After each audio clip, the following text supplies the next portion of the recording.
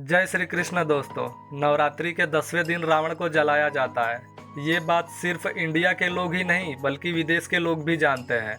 लेकिन 10वें दिन ही रावण को क्यों जलाते हैं, चलिए इस कथा को शुरू करते हैं। जब लंका में श्री राम जी और रावण का युद्ध चल रहा था, तब रावण के वध के लिए ब्रह्मा जी ने श्री राम जी से चंडी देवी का पूजन करके देवी को प्रसन्न करने को कहा। ब्रह्मा जी के बताए अनुसार चंडी पूजन और हवन हेतु दुर्लभ 108 नीलकमल की व्यवस्था की गई। दूसरी तरफ रावण ने भी अमरता के लोभ में विजय कामना से चंडी माँ की पूजा प्रारंभ कर दिया। इस बात की जानकारी इंद्रदेव ने पवन देव के माध्यम से श्री राम जी के पास पहुंचाई और इधर हवन सामग्री में पूजा स्थल से एक नीलकमल का फूल रावण ने अपनी मायावी शक्ति से चुरा लिया। अब श्री राम जी का संकल्प टूटता सा नजर आने लगा। भय इस बात का था कि देवी माँ रुष्ट न हो जाए। दुर्लभ नीलकमल की व्यवस्था तत्काल करना असंभव था। तब भगवान श्री राम जी को सहज ही स्मरण हो आया कि मुझे लोग कमल नयन नवकंच लोचन कहते हैं, तो क्यों न पूजा संकल्प करने हेतु अपना एक नेत्र अर्पित कर दिया जाए।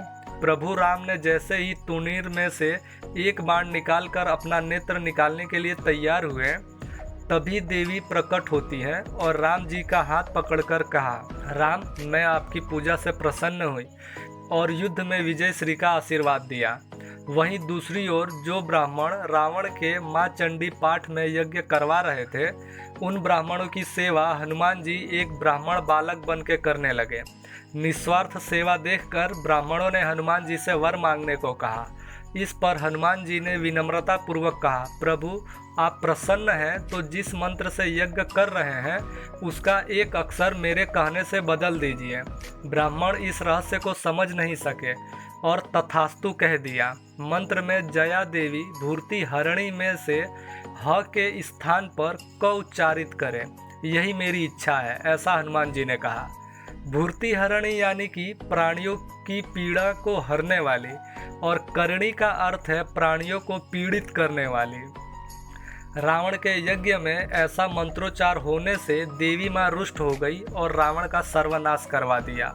हनुमान जी महाराज ने श्लोक में ह की जगह क करवाकर रावण के यज्ञ की दिशा ही बदल दी है और श्री राम प्रभु ने रावण का वध कर दिया। यह कथा यहाँ समाप्त हुई। आप सभी को नवरात्रि की ढेर सारी शुभकामनाएं। कथा पसंद आई हो तो लाइक और सब्सक्राइब कर लीजिए। ऐसे ही अन्य कथाओं के लिए बेल आइकन को भी दबा लीजिए। मैं आप सभी को मिलूंगा अगली वीडियो में। तब तक के लिए राधे राधे।